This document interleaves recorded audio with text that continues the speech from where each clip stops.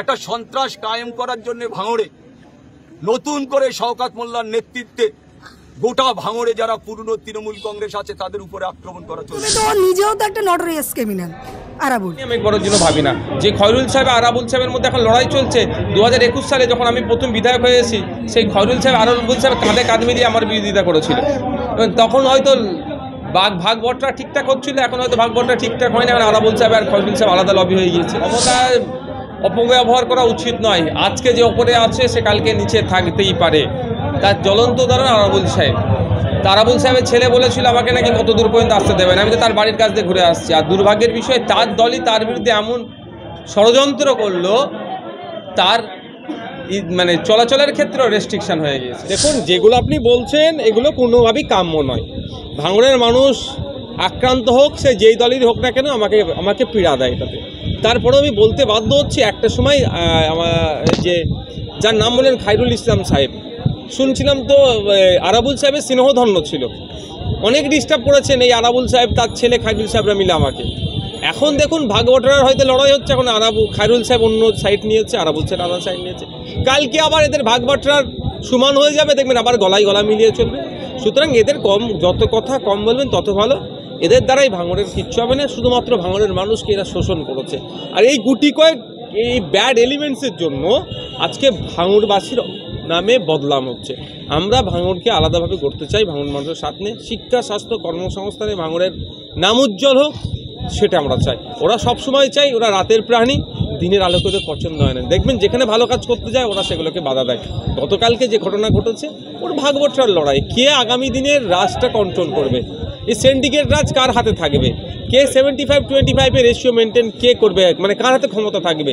এই প্রমোটিং করাচ্ছে বা কোম্পানিকে না দিয়ে জমিগুলো কেনা বেচা করবে, 20,000 টাকা মালিককে ধরাবে কাটা পিছু, 20 লাখ টাকা যারা কিনবে তাদের কাছ থেকে নেবে, বন্দুক ঠেকাবে, নাহলে নাহলে তোকে মেরে দেবো, সই করতে হবে। এই ধরনের যে অন্যায়গুলো কারা করবে, কন্ট্রোল কাদের হাতে থাকবে, এই নিয়ে এদের তো লড়াই। এদের তো এই মাদ্রাসায়, সাতুলিয়া মাদ্রাসায় শিক্ষক আসবে কি করে, ভাঙড় কলেজে কিভাবে আরও বেশি ফ্যাকাল্টি আসবে, ভাঙড় গার্লস কলেজ কিভাবে হবে। আমি দাবি আছে বিধানসভায় ভাঙড়ের মহিলাদের জন্য একটা গার্লস কলেজের, বা এখানে স্পোর্টস কমপ্লেক্স কিভাবে হবে তার দাবি এদের নেই, বরঞ্চ কীভাবে কে কত সাইজের বোম বাঁধবে এলিয়ে এদের লড়াই এখন চলছে। কিন্তু বোম ফেলে পেনকে তুলে নেবে সেই লড়াই এনা নেই। কত প্রাইমারি স্কুল আছে, কন্টিজেন্সি ফান্ড ঠিক করে আসছে না, কম্পোজিট গ্রান্ট ঠিকঠাক পাচ্ছে না, জনসংখ্যার অনুপাতে শিক্ষা প্রতিষ্ঠান নাই, শিক্ষা প্রতিষ্ঠান থাকলেও ছাত্র শিক্ষকের রেশিও মেনটেন হচ্ছে না। এই নিয়ে এদের কোনো মাথা ব্যথা নেই, এদের বলবেও না, এটা নিয়ে এরা লড়াইও করবে না।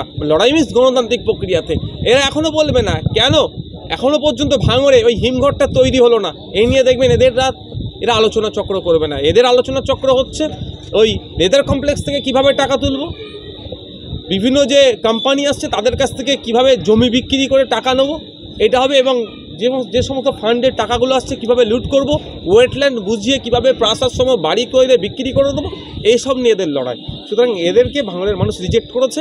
গুন্ডা মোস্তান দিয়ে কিছুদিন হয়তো টিকে আছে, বা যতটুকু আছে সেটাও আগামী দিনে ভাঙড়ের মানুষ এদেরকে ধূলিসাৎ করবে গণতান্ত্রিক প্রক্রিয়া। তৃণমূলের কি এটা গোষ্ঠীদ্বন্দ্ব? এটা নতুন কিছু নাকি?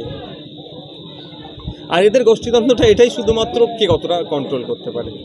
গতকালকে সস্তেনগাছি এলাকা ফুলেরহাট থানা, সে এলাকায় মদের আসরে একটি বচসা হয় এবং এক যুবককে ধারালো অস্ত্র দিয়ে গলায় কোপ মারে। সেই ঘটনায় আহত হয় এবং যে কোপ মেরেছে তাকে এলাকাবাসী বেধড়ক মারধর করে এবং রাতে সেই অভিযুক্ত যে ব্যক্তি কোপ মেরেছে তার বাড়িতে আগুন লাগিয়ে। কী বলবেন? দেখুন, আমি কোনো প্রকার ভায়োলেন্সের পক্ষে থাকি না, বারবার বলছি। আমি সবসময় অনুরোধ করি, এটা আইন কেউ হাতে তুলে নেবেন না। মানুষ হয়তো উত্তেজিত হয়ে ঘটনা ঘটিয়ে ফেলেছে, কোপ মারামারির কথা। আমি বোথ সাইডকেই বলবো যে শান্তি ফিরে আসুক। যেহেতু ভাঙড়ের মধ্যে ঘটনা কোনোভাবেই নতুন করে অশান্তি আর না ছড়াই, সেটা প্রশাসন বন্ধুরা আশা করছি দেখছেন। আর সাথে এটাও বলবো, আমি আজকে বলছি, যখন বিধানসভাতে তড়িঘড়ি মমতা ব্যানার্জি মহাশয়া ওই অপরাজিতা অ্যান্ড চাইল্ড একটা বিল পাস করিয়েছিল, খেয়াল আছে আপনাদের, মহিলাদের সুরক্ষার জন্য, সময় স্বল্প থাকার জন্য আমার ইচ্ছা থাকলেও আমি ওখানে পার্টিসিপেট করতে পারিনি, সময় স্বল্প। আমি যেহেতু ওখানে একজন সংযুক্ত মোর্চার একাই বিধায়ক, আমি পাইনি সময়। আমি বিভিন্ন বিষয় বিভিন্নজন বক্তব্য দিয়েছিল, আমি যদি সুযোগ পেতাম দুটো বিষয়কে বেশি হাইলাইট করতাম, বাকি বিষয়গুলোও তুলতাম। সেটা হচ্ছে, প্রথম হচ্ছে একটা কি, যত ধরনের অপরাধ সংগঠিত হচ্ছে সেই অপরাধের মূল মাথায় যদি খুঁজে যাওয়া যায়, প্রায় 60 থেকে 70% অপরাধ সংগঠিত হচ্ছে মদ্যপানের কারণে। তো আমি ওই অপরাধী চাইল্ড বিলকে সমর্থন করেই বলতাম মমতা ব্যানার্জি মহাশয়ের কাজ হবে রাজ্যের সমস্ত মদের দোকান বন্ধ করা। আজকে যদি ভাবুন, যদি মদের দোকান ভাঙড়ে বন্ধ থাকতো তাহলে ওই ঘটনা ঘটতো না, না কেউ কোপাকুপি হতো, না কারো বাড়ি পুতাতো, না অশান্তির আগুন জ্বলতো। তো আমি আজকে এখানে দাঁড়িয়ে আবারও বলছি মমতা ব্যানার্জিকে, উনি ক্ষমতায় আসার পরে প্রায় 22,000 মদের দোকান করে ফেলেছেন, সার্টিফিকেটধারী দোকান। ইললিগাল বলছি না, লিগাল বেড়াই 22,000 সার্টিফিকেট দিয়েছে যে মদের দোকান করো। এগুলো বন্ধ হোক, আর ইললিগালগুলো তো তড়িঘড়ি বন্ধ করা দরকার। আর ভাঙড়েরও মদের দোকান বন্ধ হোক। ভাঙড়ে 2011 সালের আগে জানা মদের দোকান ছিল, এই 13 বছরে মদের দোকান বেরিয়ে দিয়েছে। এটা ভাঙড়ের উন্নতি হয়? বরঞ্চ ভাঙড়ের যুব সমাজকে ধ্বংস করছে। ভাঙড়ের মায়েরাই বলতে পারবে তাদের বাড়ির ছেলেগুলো রাত্রে এখন মদ খেয়ে বাড়িতে ঢুকে কত দুরবস্থা হচ্ছে। তাই আমি আশা করবো মমতা ব্যানার্জি মহাশয়া মদের দোকানগুলোকে বন্ধ করুন। ও জমা দিতে এলু তো বলে লোবো না, ভিডিওয়ে যাও, ভিডিওয়ে গেলে হবে না, তো আইজুলি ধরো।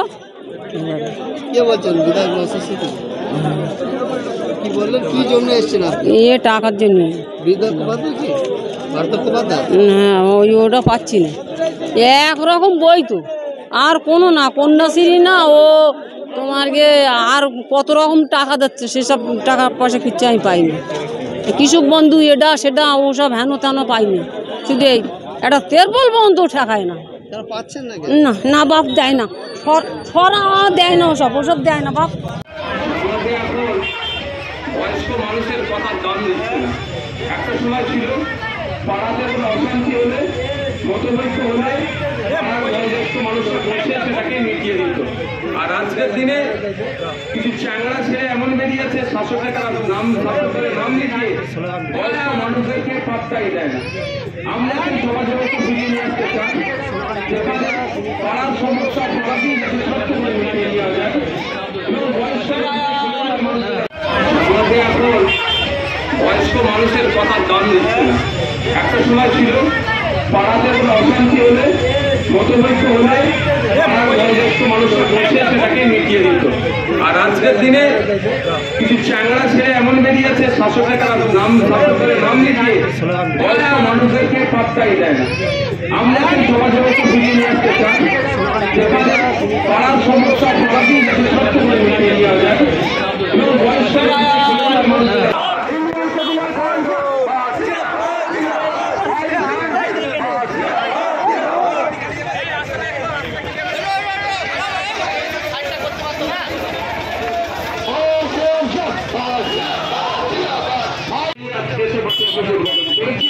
আমাদের নেতৃত্ব আছে, তাদের কাছে